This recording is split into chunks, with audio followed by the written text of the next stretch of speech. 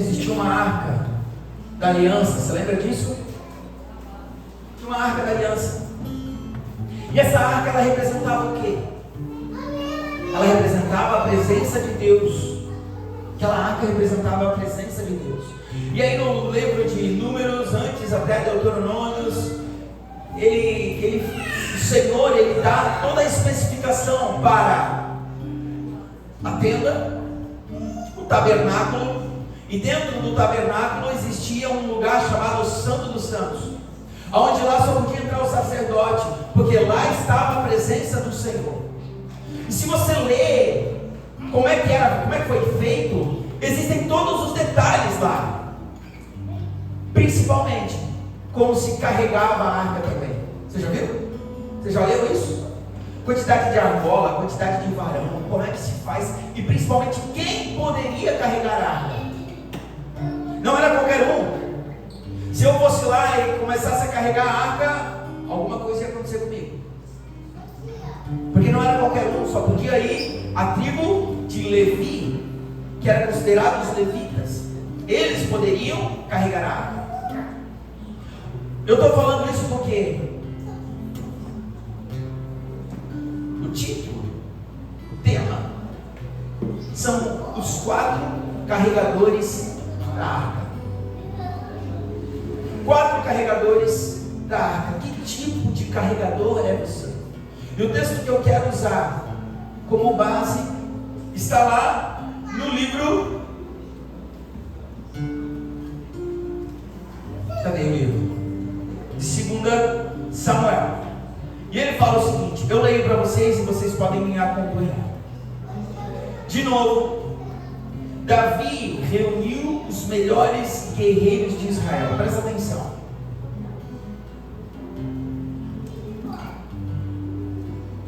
Segundo Samuel, deixa eu achar aqui para você. Vamos lá. 1 Samuel, 2 Samuel, Salão, para frente e para trás. A arca é levada para Jerusalém, ali. 2 Samuel capítulo 6, do 1 até o 22, até o 23. É o texto que nós vamos trabalhar. Se você pode, abra em 2 Samuel capítulo 6. Ok? Maravilha. E diz o seguinte: de novo, Davi reuniu os melhores guerreiros de Israel, 30.000 ao todo. Presta atenção. Eles tinham algo para fazer. Eles iam carregar a arca. E Davi escolhe guerreiros. E 30.000 guerreiros. E ele não escolheu qualquer guerreiro. Ele escolheu os melhores guerreiros. 30.000 ao todo.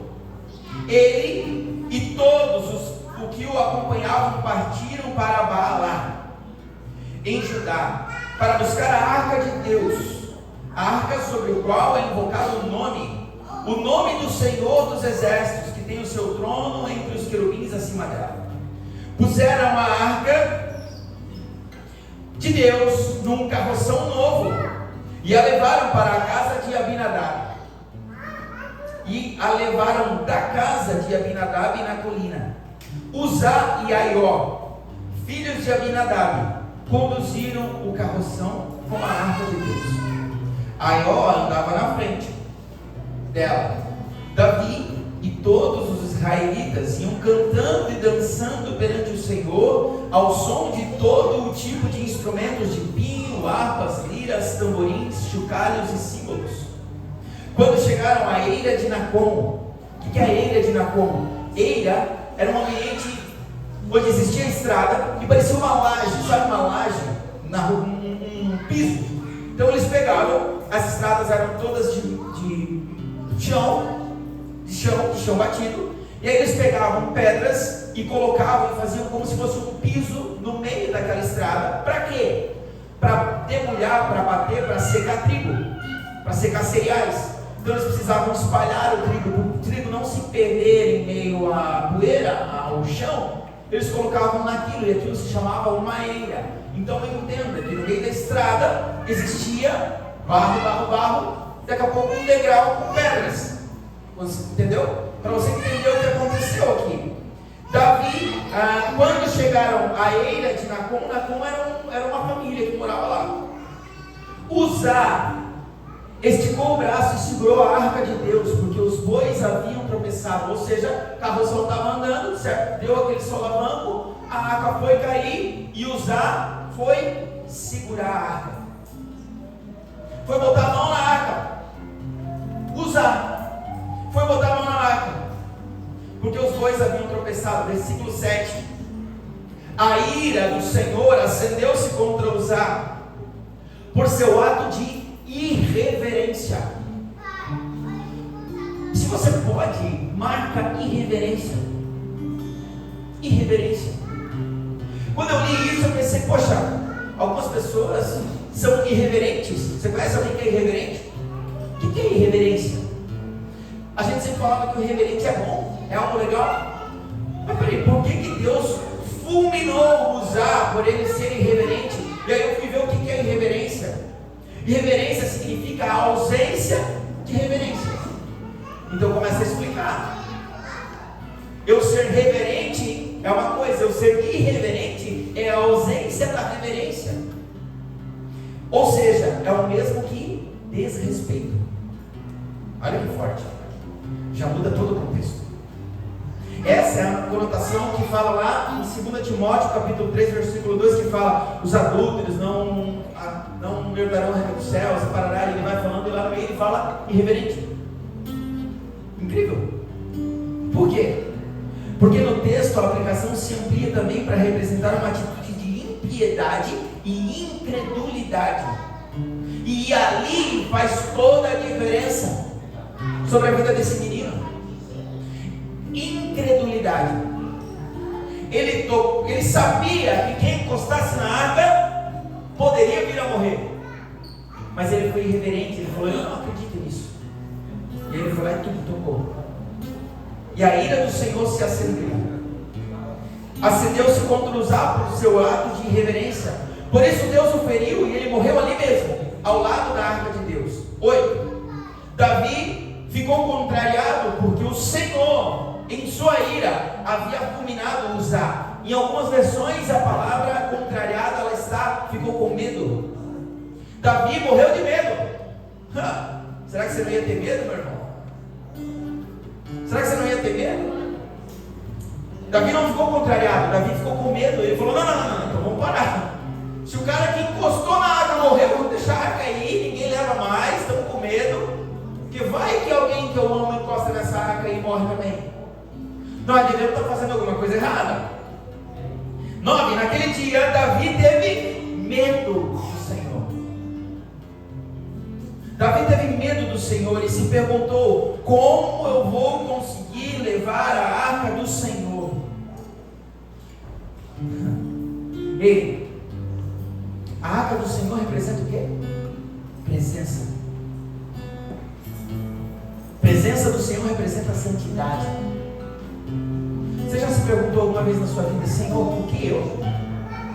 Como que eu vou conseguir ter uma vida em santidade?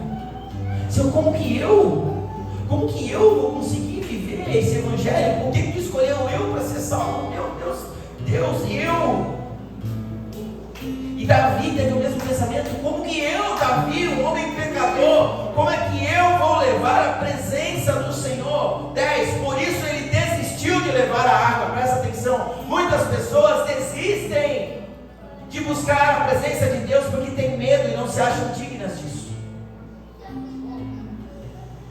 Desiste, tem medo. A gente vem para Deus por amor, e aí depois você fica com medo de Deus, falando assim: e se Deus pesar a mão em mim? Então é melhor eu falar para Deus que eu nem conheço Ele. Eu ser negligente, eu esquecer Deus muitas vezes. Para você acha que é melhor do que se aproximar, porque quando você começa a se aproximar, as coisas começam a dar errada. Você faz não por amor, mas você faz por medo. E a palavra diz que foi assim que Davi, um homem segundo o coração de Deus, sentiu a mesma coisa que eu e você sentimos. Muitas vezes: Senhor, por que eu? Senhor, e se tu pesar a mão na minha vida? Já era para mim. Em vez disso, então, 10. Por isso ele desistiu de levar a arca do Senhor para a cidade de Davi, Jerusalém. Em vez disso, levou-a para a casa de Obed-Edom, em Gate. Sabe quem era de Gate? Golias. Golias era de Gate, filisteu. Obed-Edom morava em Gate. Eles estavam saindo, eles saíram da cidade, foram caminhando, a arca caiu. Eles falaram: poxa, onde é que nós estamos? Nós estamos em Gate, então vamos achar alguém para colocar a arca lá, porque eu não quero levar essa arca para casa. Davi falou. E aí acharam a casa de Obed-Edom, um filisteu. Obed-Edom.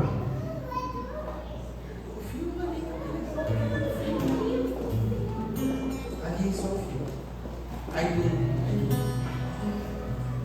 pode dar um bem forte ali. Presta atenção. A arca do Senhor então ficou na casa de Obed-Edom de Gate. A arca do Senhor ficou na casa dele por 3 meses. E o Senhor o abençoou e a toda a sua família. E disseram ao rei Davi: o Senhor tem abençoado a família de Obed-Edom e tudo o que ele possui por causa da arca de Deus. Então Davi, com grande festa, foi à casa de Obed-Edom e ordenou que levassem a arca de Deus para a cidade de Davi.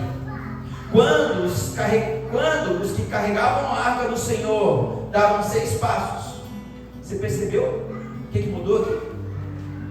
Antes era o carroção de boi que levava. Depois que foram buscar, Davi levou quem realmente precisava carregar. E a cada 6 passos que eles davam, Davi sacrificava um boi e um novilho gordo.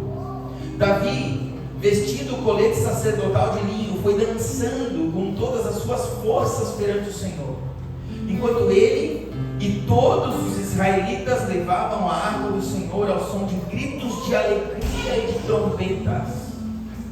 Davi colocou as vestes sacerdotais, colocou o colete sacerdotal e ia na frente, pulando, berrando, se alegrando, porque a presença do Senhor estava chegando. Aconteceu que, 16, entrando a arca do Senhor na cidade de Davi, Mical. Nós falamos até agora de 3. Esse é o 4º personagem que eu quero falar. O primeiro, Uzá. O segundo, Obed-Edom. O terceiro, Mical. Mical, esposa de Davi, filha de Saul, observava de uma janela. E ao ver o rei dançando e celebrando perante o Senhor, ela o desprezou em seu coração. Marca isso se você pode. Ela o desprezou, ela viu o rei dançando, ela o desprezou perante o Senhor. Eles trouxeram a arca do Senhor e a colocaram na tenda de Davi, a tenda que Davi lhe havia preparado. E Davi ofereceu holocaustos e sacrifícios de comunhão perante o Senhor. Após oferecer holocaustos e sacrifícios de comunhão, ele abençoou o povo em nome do Senhor dos Exércitos, e deu um pão e um bolo de tâmaras e um bolo de uvas passas a cada homem e a cada mulher israelita. Depois todo o povo partiu, cada um para a sua casa. Voltando Davi para a sua casa para abençoar a sua família, Mical, filha de Saul, saiu ao seu encontro e lhe disse: como o rei se destacou hoje, tirando o manto na frente das escravas de seus servos, como um homem vulgar. Mas Davi disse a Mical: foi perante o Senhor que eu dancei, perante aquele que me escolheu em lugar de seu pai ou de qualquer outro da família dele, quando me designou soberano sobre o povo do Senhor, sobre Israel. Perante o Senhor celebrarei e me rebaixarei ainda mais, e me humilharei aos meus próprios olhos, mas serei honrado por essas escravas que você mencionou. E até o dia da sua morte, Mical, filha de Saul, jamais teve filhos. Essa noite eu quero trazer um texto longo, bem longo, 23 versículos, mas tem muita riqueza nesse texto. E essa noite eu quero trazer uma palavra ao seu coração. Então você precisa abrir o seu coração, abrir a sua mente para aquilo que o Senhor tem preparado para a sua vida através deste texto. Essa noite eu quero falar com você sobre 4 personagens que aparecem nesse relato bíblico que a gente leu. Eu quero ilustrar o trabalho de carregar a arca da aliança, de carregar a presença de Deus, como se fosse a sua vida, eu nem vou dizer a sua vida ministerial, mas a sua vida com Deus, entendeu? Entenda cada um dos personagens e veja com qual deles você então se encaixa. Porque nesse relato bíblico, Deus tem uma tarefa para o povo. E qual é a tarefa do povo? Transportar a arca da aliança, sim ou não? Deus tinha uma tarefa: tirem a arca da aliança e levem a arca da aliança para a cidade de Jerusalém. O que significava tirar a arca da aliança e levar a arca da aliança para dentro da cidade de Jerusalém? Era o que? É trazer a presença de Deus para dentro de Israel novamente. Esse era o serviço que precisava ser feito: trazer a presença de Deus para aquele arraial, para aquela cidade. Mas essa presença, esse serviço precisava ser feito com muito temor, precisava ser feito com muito zelo, com muito cuidado e com muita dedicação. Então esse relato que nós lemos de 2 Samuel, a gente vê 4 personagens, e cada um deles se comportou de uma maneira diferente. Você entende? Cada um deles viveu a mesma história, o mesmo contexto, o mesmo enredo, o mesmo relato, mas 4 comportamentos diferentes. É muito interessante que o mover de Deus ele é único, por isso atinge cada um de uma forma diferente. Alguns entram nessa porta e falam: uau, que igreja apaixonante, que legal, como eles são queridos, meu, é pequenininho, é tão bonitinho, a gente fala. Outros entram aqui e falam: meu, só isso. A mesma igreja, o mesmo contexto. Vai para um GP, tem 4 no GP, uau, vai ser bênção, 4, vai ser bênção. Outro vem só 4, se for só 4, nem vou. Está chovendo, nem vou. Você veio. 4 personagens. 2 personagens foram dignos e 2 foram indignos. Uzá, ele foi fulminado. Lembra desse nome? Uzá. Obed-edom, ele foi abençoado. Mical foi estéril. E Davi foi aprovado. Todos que conhecem o Senhor precisam estar prontos para servi-lo com temor e com honra. Então a primeira pessoa que eu quero trazer para você é Uzá, o fulminado. Dá o nome do filme, né? Uzá, o fulminado. O fulminado. E aí eu quero trazer para você a visão que Uzá, ele tocou na arca de uma maneira indigna e ele morreu fisicamente. Mas muitas vezes eu e você podemos morrer espiritualmente se tivermos o mesmo comportamento que Uzá teve. E que comportamento era esse? Entenda algo. Uzá era filho de quem? Nós lemos Abinadab. Mas quem é Abinadab? Você tem ideia que é Abinadab? Abinadab, ele vivia nas montanhas de Kiriat Jearim, onde estava a arca, e ele era pai de Eleazar, Uzá e Aiô. Quando os israelitas eles foram derrotados pelos filisteus, na época do sacerdote, do sumo sacerdote Eli, Israel foi derrotado. Então os filisteus foram lá, pegaram a arca da aliança e levaram para suas terras, tiraram a arca da aliança de Israel.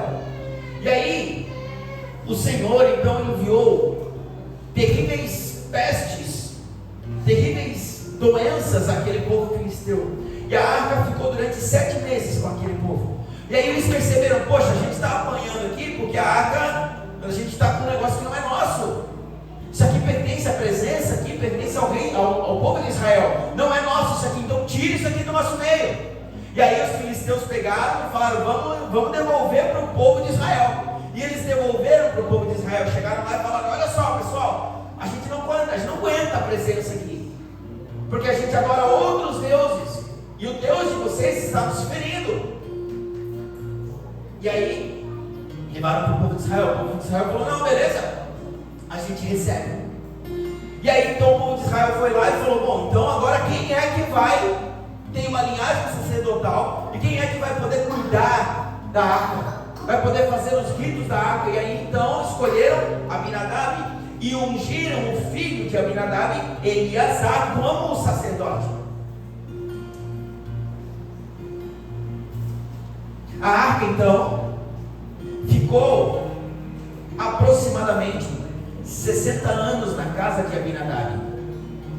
Eleazar cuidava, mas não era numa tenda, não era num templo, era na casa dele, dentro da casa. De certo, tinha lá um quarto onde eles colocaram a arca da aliança ali, e Eleazar era o responsável.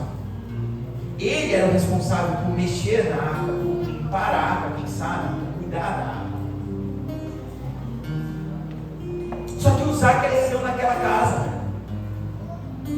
e Uzá cresceu sabendo do significado da arca. A palavra diz, os historiadores falam que Uzá tinha aproximadamente entre 20 e 40 anos quando isso aconteceu. Então, desde que ele nasceu, provavelmente a arca estava ali na casa dele. E é exatamente por conta disso que ele tornou-se um homem irreverente perante ao Senhor. Uzá perdeu a reverência pela arca, ele perdeu a reverência pela presença de Deus. Isso aqui é muito forte, é talvez mais forte do que você pode imaginar. Ele fez o que talvez eu e você muitas vezes fazemos também. Nós perdemos a reverência pelas coisas do Senhor e principalmente perdemos o temor e a reverência pela presença de Deus. O crente, ele faz muito isso, eu já falei isso várias vezes. Ele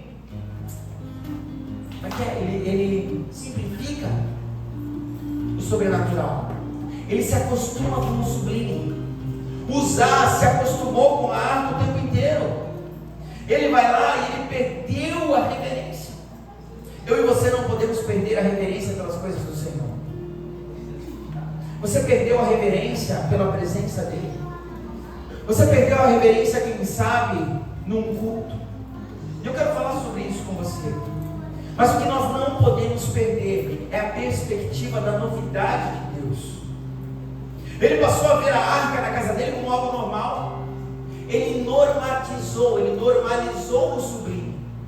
Ele se acostumou com o sublime. Ele se acostumou com o sobrenatural. Para ele aquilo lá era só mais uma arca. Não era a arca da presença do Senhor. Era só mais uma arca. Como para muitos é só mais um culto. Não é só mais um culto. É o culto onde Deus pode vir e tocar na sua vida e transformar a sua vida.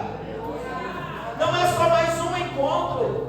Não é só mais um culto. Não é só mais uma música. Não é só mais uma palavra. É a palavra do Senhor sobre a sua vida. E muitos se acostumaram com isso. Por quê? Porque estão na igreja desde pequenininho.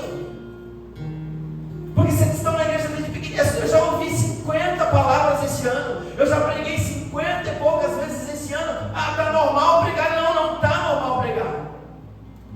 Eu tenho que ter temor. Eu tenho que jejuar, eu tenho que orar, eu tenho que ler, eu tenho que me santificar, porque eu carrego a presença de Deus, e isso não é exclusividade minha, isso é exclusividade do povo de Deus. Você também carrega.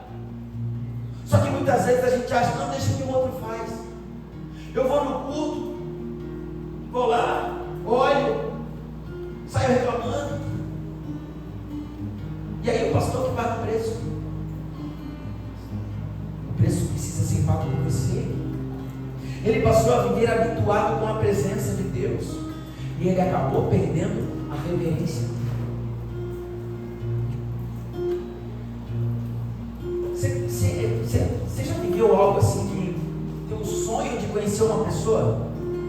Uma pessoa que você olha e fala assim, meu, dia que eu conhecer essa pessoa, uau! Alguém assim que você olhava na internet, um músico que você olhava e falava, meu, esse cara é top, o dia que eu conhecer ele. E na minha vida aconteceu. Na minha também, eu conheci você. Vai, esse mundo. Ah, o Chloe, galera, quando bem legal, né? Nós chamamos Chloe.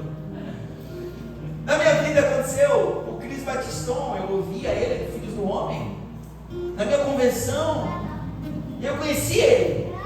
Ele foi morar, dormir lá em casa, e não foi uma, nem várias vezes ele foi dormir lá em casa. E aí, se tornou normal. Se tornou normal. Isso acontece com todo mundo.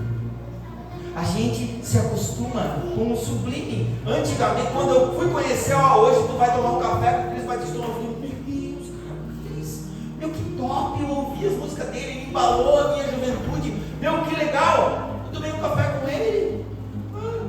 Mas ele foi lá em casa, e a gente foi fazer retiro junto, e aí, eu acho que a rapaziada falou quando ele veio pra cá, meu, o Cris vai vir. Eu falei, galera, eu já vi o Cris sem camisa, cara, é tudo igual, tá tudo certo. Não se acostuma, tá? A gente se acostuma. Talvez usar foi que nem eu. Ele se acostumou, ele perdeu o temor, ele perdeu a admiração, ele perdeu a busca pela novidade de Deus. E quem perde essa beleza, quem perde essa noção do sagrado, quem perde o temor pelas coisas de Deus, quem perde a reverência pela presença de Deus, acaba morrendo que nem Uzá morreu. Está tocando na presença do Senhor, mas essa pessoa, quando toca na presença do Senhor, ela não se quebranta mais, ela não chora mais, ela não celebra mais a presença do Senhor, ela não vibra mais, ela não ora mais, não busca mais.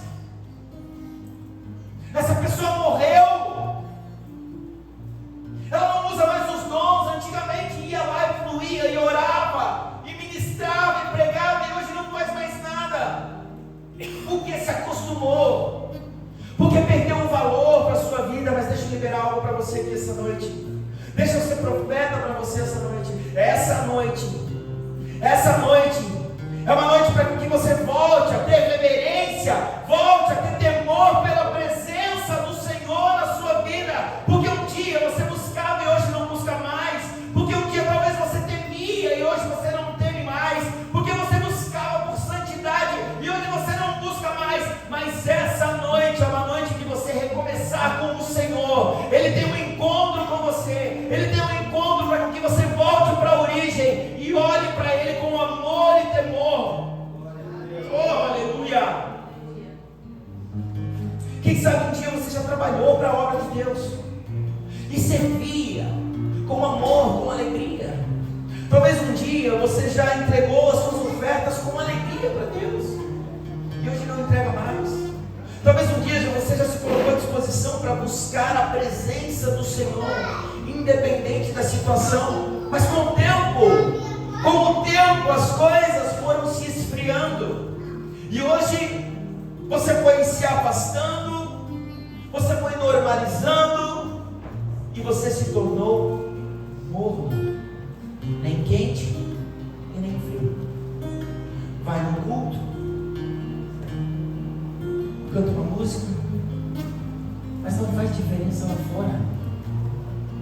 Vai no culto, canta uma música, mas não faz diferença dentro da sua casa, dentro da sua empresa. Você vive como um crente morno. E a palavra diz: e o que Deus faz com quem é morno? Vomita. Cara, isso é muito forte.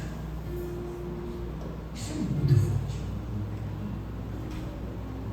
O que eu e você nós não podemos é perder o comprometimento com a obra de Deus. Usar. Ele queria ajudar. Ele não tinha compromisso, ele só queria ajudar.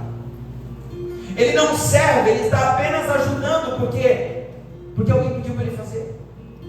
O voluntário, ele chega, ele vai contribuir com algumas horas, vai reclamar e vai embora. É assim. E eu preciso me acostumar com isso, né, pastor? A gente precisa se acostumar com isso. O voluntário, cedo ou tarde, ele vai desistir. Ele cansa, ele joga a toalha. Mas só permanece aqueles que realmente foram chamados, vocacionados, comissionados pelo próprio Cristo Jesus. Nós não podemos perder o compromisso e o comprometimento com a obra de Deus. Por que ele queria ajudar? Porque quem que era o sacerdote? O irmão dele. Uzá era guerreiro, está na palavra, ele era um guerreiro. Quem que tem que carregar a presença? Quem que tinha que carregar a arca? Os sacerdotes, não um guerreiro. Ele quis ajudar, morreu porque quis ajudar.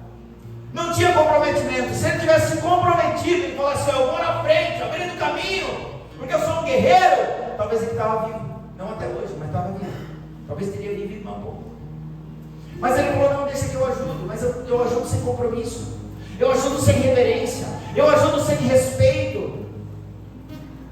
Nós não podemos perder, como Uzá perdeu, o zelo pela busca do Senhor. Arca no carro de boi era errado. Eles não cuidaram da maneira de carregar a arca deveria ser carregada no ombro dos homens com um varão. 4 homens de um lado, 4 homens de outro lado, um varão passando pela arca, e eles teriam que caminhar carregando a arca. Mas não um carro de boi. Só que eles imitaram o método que os filisteus levaram a arca para eles, entendeu? Eles olharam e falaram assim: meu, deu certo. Os filisteus pegaram aqui e trouxeram até na casa de Abinadab. Como é que eles trouxeram? Vieram num carroção de boi. Então vamos botar no carroção de boi, vai que vai dar certo. Não, eles imitaram o método de outras pessoas, e por isso Deus permitiu que a arca caísse, porque a arca caindo foi uma permissão de Deus para o crescimento de Davi. Porque quando a arca caiu, Davi teve medo, teve temor, ele falou: não, peraí, eu estou fazendo alguma coisa de errado, o que eu tenho que fazer? E ele foi lá se preparar para poder carregar a arca. Existe aprendizagem. Por isso que muitas vezes nas nossas vidas a arca da presença precisa cair no chão, para você buscar aprendizado. Davi, com isso, teve que ir lá para os originais e ler a palavra, ler o Vaikra, o livro da lei, e saber como que carrega a arca. E aí Davi olhou e falou: é assim? Então beleza, então vamos nos preparar para voltar e pegar a arca. Davi deveria ter lido a palavra e não imitar os filisteus. Davi deveria obedecer os mandamentos e as leis de Deus, e não fazer aquilo que deu certo para outro povo. Talvez vocês pensem assim, que não é porque todo mundo está fazendo errado que se torna certo, e não é porque todo mundo faz o errado que se torna certo, e não é porque ninguém faz o certo que se torna errado. Isso é forte. Isso é forte, porque está todo mundo talvez indo para a igreja sem temor, sem reverência, mas isso não torna certo, continua sendo errado. Nunca faça a obra do Senhor de qualquer jeito. Nós não podemos trocar a adoração verdadeira por aparência religiosa. Nunca podemos. Nós nunca podemos trocar o certo. Por isso eu prego tanto sobre princípio. Por isso eu prego tanto sobre a palavra. Eu tenho um temor absurdo pela palavra de Deus. Por quê? Porque aqui é o certo e é o errado. Mas pastor, eu tomei a garrafa em cima da televisão e fiquei curado. Está na Bíblia? Não, então Deus curou você. Mas isso não é teologia. Você consegue entender?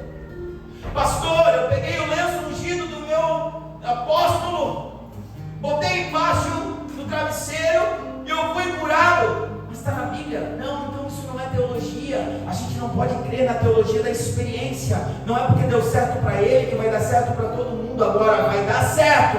Vai dar certo se você caminhar segundo os princípios e os propósitos de Deus já escritos na Bíblia. Não tem erro. Não tem erro. Agora, Deus pode fazer? Claro que pode. Oxe, eu gosto de falar sobre isso. Deus curou 3 cegos, mas Ele curou 2 de maneiras especiais, diferentes. Uma Ele pegou e Ele falou o quê? Vai e seja curado. Ele foi e foi curado.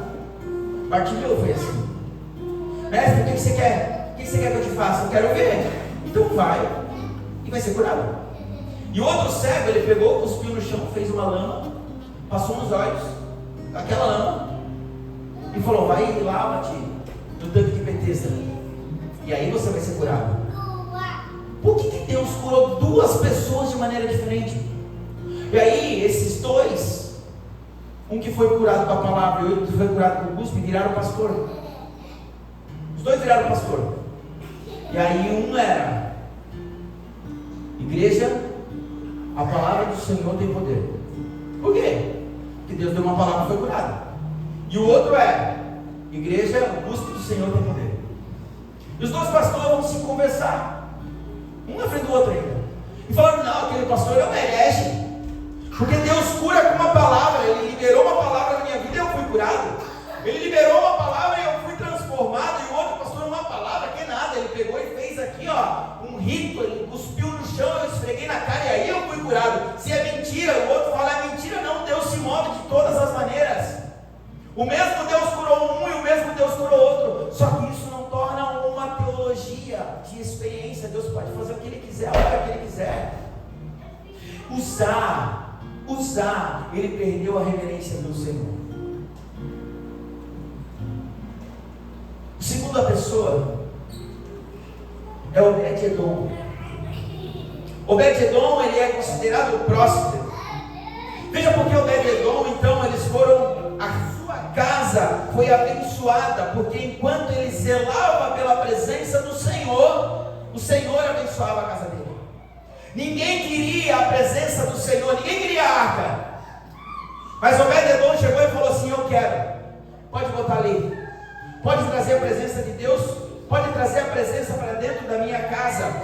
Está escrito lá no versículo 12, que diz: e disseram ao rei Davi: o Senhor tem abençoado a família de Obed-Edom e tudo o que ele possui por causa da arca da aliança. E aí quando Davi lá na frente fala que vai levar, então ele levou, Obed-Edom foi junto. Obed-Edom não ficou. O Senhor passou por aqui e eu continuei morando aqui. Você conhece a história? Obed-Edom foi junto com ele. Falou: Davi, me permita ir junto com a arca, porque eu não posso ficar longe da presença do Senhor na minha vida. Não tira a presença do Senhor da minha casa, Davi. E Davi fala: não, mas eu preciso levar para Israel. Então eu vou junto. Prosperava tudo o que ele possuía. Aquele cara tinha posses e ele largou tudo para ir pela presença. A arca do Senhor é a presença. E ele levou a arca para casa, e tudo na casa de Obed-Edom foi abençoado. Agora veja a diferença: um leva a arca e é abençoado, o outro toca na arca e é morto. Você já ouviu a história do ovo e da cenoura, né? Coloca um ovo e uma cenoura para cozinhar na mesma panela, a mesma água que ferve. Depois de ferver durante 5, 10 minutos, vai endurecer o ovo e vai amolecer a cenoura. Não é a circunstância, mas é quem você é. As circunstâncias da vida vão trazer com que você fique firme ou com que você amoleça. A pressão do Senhor sobre a sua vida vai fazer com que você avance ou recue, porque pressão vai ter de todos os lados. Só que você precisa entender que as coisas do Senhor são sagradas, que vale a pena correr o risco para desfrutar da presença. Ele viu uma pessoa morrer na arca. Ou tu acha que quando chegaram e colocaram a arca lá, ninguém falou: ó, o cara, estamos botando aqui porque o cara encostou e morreu. Tinha um risco. Só que ele falou: vale a pena correr o risco pela presença do Senhor. Vale a pena. Ele não temeu as retaliações, ele não temeu o ataque do inimigo, ele não temeu as maldições sobre a sua casa ou o que as pessoas iriam falar. Obed-Edom sabia que a presença do Senhor, que aonde a presença do Senhor está, não existe ataque do inimigo que prevaleça. Aonde a presença do Senhor está, não existe flecha do inimigo que te alcance. Aonde a presença do Senhor está, o inimigo não consegue se levantar. Por isso a presença do Senhor é fundamental. Você, homem, você, mulher, precisa trazer a presença para a sua casa e pagar o preço. Tudo valia a pena para aquele homem, para ter a presença de Deus, a ponto de falar: eu largo tudo para ir atrás da presença. Só que muitas vezes a gente larga tudo, larga tudo por outras coisas, menos por Deus. A gente larga tudo por outras coisas, por um sonho, pela vida financeira, pela estabilidade, pelo profissional, seja lá o que for, você larga tudo. Mas Obed-Edom entendeu algo. Honra, temor, reverência é mais importante do que sacrifício. Provavelmente ele colocou a arca no melhor lugar da sua casa. E aí, quando ele colocou a arca no lugar da sua casa, dentro da sua casa, a sua casa mudou. A rotina da sua casa mudou. As suas prioridades mudaram. O seu temor mudou. Só que muitos querem vir para Deus. Muitos até querem caminhar com Deus, desde que as coisas do Senhor não atrapalhem a minha rotina. Eu até vou para Deus, desde que não atrapalhem os meus horários.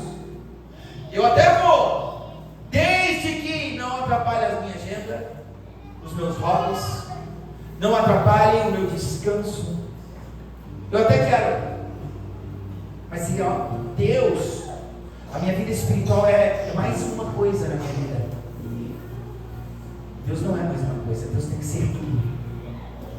Ele não é importante. Deus não é importante. Deus é tudo. Importante é minha esposa, meus filhos, minhas finanças são importantes. Deus é tudo. É tudo. Deus é tudo. Deus é tudo. E aí então, temos o terceiro, e o terceiro é Mical. É fácil falar de Mical. Mical, ela era filha de Saul, rei de Israel. Casou-se com Davi, quando Davi, na verdade ela foi prometida para Davi. Quando Davi matou um gigante, que a gente falou, como é que é o nome do gigante? Golias. Quando Davi matou Golias, Saul então prometeu: você vai casar com a minha filha. Só que Saul não cumpriu essa promessa. Mical não casou com ele. E aí então Davi se encontra com ele de novo. Ele fala: eu quero casar com essa moça, com essa menina. Davi amava ela. E aí o Saul chega e fala: Saul já queria matar Davi. Ele fala: então faz o seguinte, eu quero 100 prepúcios de filisteus. Filisteus eram o povo que mais odiava o povo de Israel. E ele fala: eu quero 100 prepúcios. Você vai ter que matar 100 filisteus e me trazer aqui a prova de que você matou. Davi olhou e falou assim: ah, é? Fica tranquilo. Passou um tempo, ele trouxe 200 prepúcios para dizer assim: eu fiz o que você me pediu e fiz muito mais ainda. E aí então Saul fala: então agora você pode casar com Mical. Mas ainda assim ele não casou. Não pôde. Então Mical, ele vem naquele contexto para você entender quem é Mical. Mical, ela repreende Davi quando ele traz a arca da aliança, a arca da presença de Deus para Jerusalém. E ela vai recriminar a forma como o rei dança. Quem já ouviu falar que Davi dançou pelado na frente da arca? Tu também, Dani, falou também. E aí eu fui pesquisar: será que ele dançou pelado mesmo? E não, Davi não dançou pelado. Ele estava com as vestes sacerdotais. É um colete que ele vem mais ou menos até aqui. E esse colete é cravado com pedras especiais, específicas, principalmente 12 pedras que representam as 12 tribos. E ele estava com a roupa dele, de rei, e por cima ele colocou as vestes sacerdotais, ou seja, os sacerdotes estavam indo na frente da arca. Quando ele entra em Jerusalém, ele tira então essas vestes sacerdotais e ele se despede, é isso? Sei lá, isso. Ele tira aquilo e aí ele se torna um normal, porque na verdade ele estava só com uma bata por baixo, né? Por mais que ele era o rei, ele se mistura ao povo. E é isso que Mical fica brava, pela extravagância do rei. O rei Davi, ele vai lá e ele está muito feliz por conta disso. Davi, ele manda chamar Mical. Quando que Mical entra na vida de Davi? Realmente, quando Davi, ele vai lá e ele assume o trono de Saul. E uma das primeiras coisas que ele fala é assim: vai lá, chama Mical, porque eu amo ela. Só que Mical nunca amou Davi. Mical nunca quis estar casada com Davi. Até então que ela fala, a Bíblia fala que ela o desprezou perante o Senhor. Esse era o espírito de Davi, ou o espírito de Mical. O espírito de Mical é aquele espírito que critica e que busca aparência, que busca uma religiosidade, que busca uma fama. E esse mesmo espírito muitas vezes ainda está e anda e permeia as igrejas. Alguns falam assim: precisa desse exagero, pastor? Precisa ter parede preta, pastor? Precisa apagar a luz, pastor? Precisa pular? Precisa disso tudo? Eles estavam preocupados com o que o povo de Deus ia falar, com o povo de Israel ia falar. O que é que vão falar? E aí então ela desprezou Davi. Agora presta atenção aqui. Eu e você, nós não podemos e nós não teremos, nós não vamos receber aquilo que nós não honramos.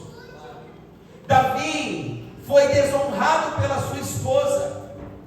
Mical, ela recebeu a esterilidade porque ela desonrou o seu marido. Mical é a representação de uma pessoa ferida, cheia de ferida na alma, que não consegue se alegrar com a alegria dos outros, entende? Mical, antes, quando Saul quis matar Davi, Mical esconde Davi faz com que ele possa fugir por uma janela. O rei está vindo, sabe quem encontrar ele com uma Mical? Saul. E aí ele fala assim: Davi, foge pela janela aqui e ela te protege. Só que na hora que ele se alegra, ela despreza ele. O espírito de Mical é aquele espírito das pessoas que choram quando você chora. Conhece alguém assim? Chorar com quem chora é fácil. Chorar quando você está mal é fácil.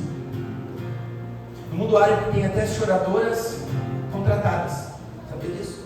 Quando morre uma pessoa, eles contratam mulheres para ficar chorando. Chorar com quem chora é fácil. Agora, se alegrar com quem se alegra é difícil. É muito mais difícil. Se alegrar de uma maneira verdadeira é muito mais difícil. E ela só tem aquilo que ela honra. Você só vai ter aquilo que você honra. Você só vai ter aquilo que você abençoa. Você nunca vai ter aquilo que você fala mal. Se você fala mal de quem prospera, dificilmente você vai prosperar. Se você fala mal do seu marido, dificilmente ele vai ser bom. Se você fala mal da sua esposa, dificilmente ela vai ser boa. Mical nos fala que só existe fertilidade para quem entra no mover de Deus. E o desprezo e a desobediência gera uma esterilidade espiritual. Mical se tornou estéril porque desprezou seu marido, porque desonrou seu líder espiritual, que era Davi, o sacerdote naquele momento, porque ele desvalorizou o momento espiritual. A festa não foi valorizada, e ela trocou a adoração pela murmuração. Em vez de se alegrar, ela reclamou. Em vez de honrar, ela desonrou, ela desprezou. Muitas pessoas fazem isso ainda hoje. O espírito da crítica vai distanciar você da presença de Deus. O espírito da contrariedade o distancia da presença de Deus. E por último, vocês viram? Uzá, aquele que foi fulminado, ele banalizou a presença. Obed-edom, ele honrou a presença e ele falou assim: ei, eu quero a presença dentro da minha casa. Mical desprezou aquele que adora, desprezou aqueles que estão na igreja e se tornou estéril. Mas Davi foi aprovado. Davi, ele foi rejeitado pelo rei Saul, mas ele foi acolhido e aprovado e honrado por Deus. Porque quem se humilha diante de Deus será exaltado perante os homens. Por isso, a minha palavra para você essa noite é: nunca tenha vergonha de se expor perante o nome do Senhor Jesus. Nunca tenha vergonha de adorar a Deus. Jamais deixe de se humilhar diante do Senhor.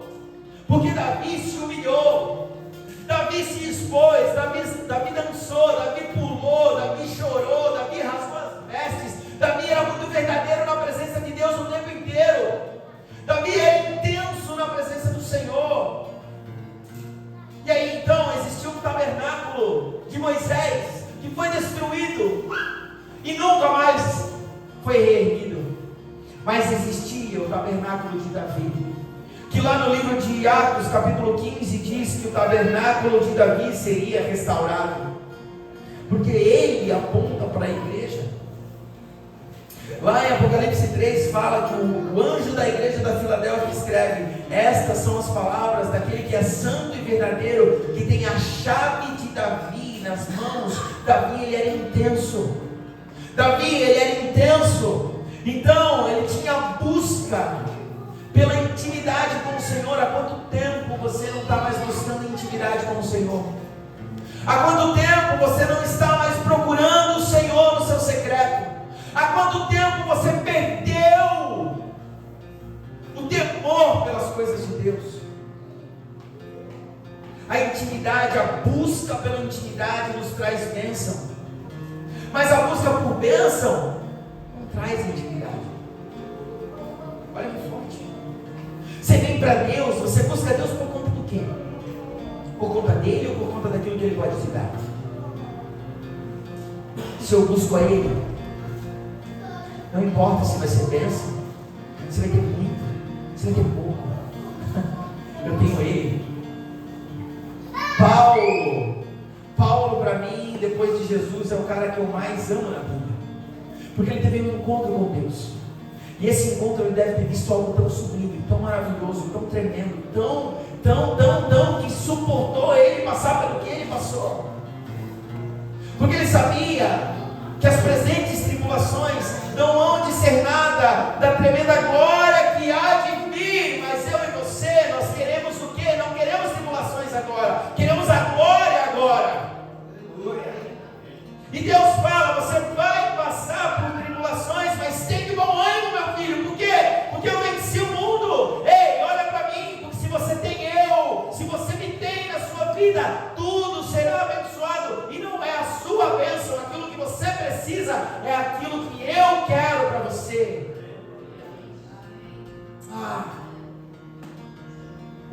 Mas muitas vezes a gente busca e não encontra, porque a gente está buscando errado. Pedro andou sobre as águas enquanto estava olhando para Jesus, mas quando ele olhou para a tempestade, para o vento, ele afundou. E o Senhor fala: homem de pequena fé. Pedro, homem de pequena fé, homem que andou sobre as águas, o que é que você tem buscado? Para onde você tem olhado?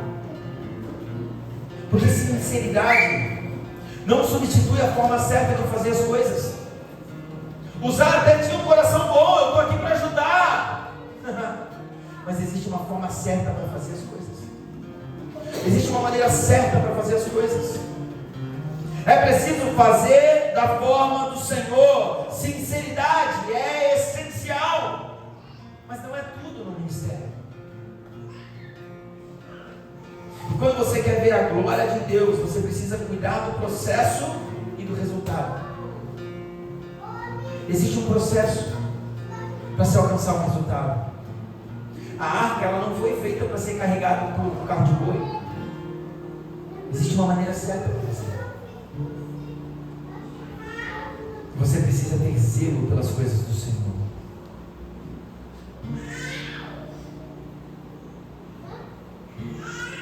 Não dá para buscar dignidade e divindade ao mesmo tempo. Quem não quer levar pedrada não vai construir nada para mudar a história dos seus filhos e da sua geração. Uma frase que marcou, e eu queria que você entendesse essa frase: que o ministério que não custa nada não leva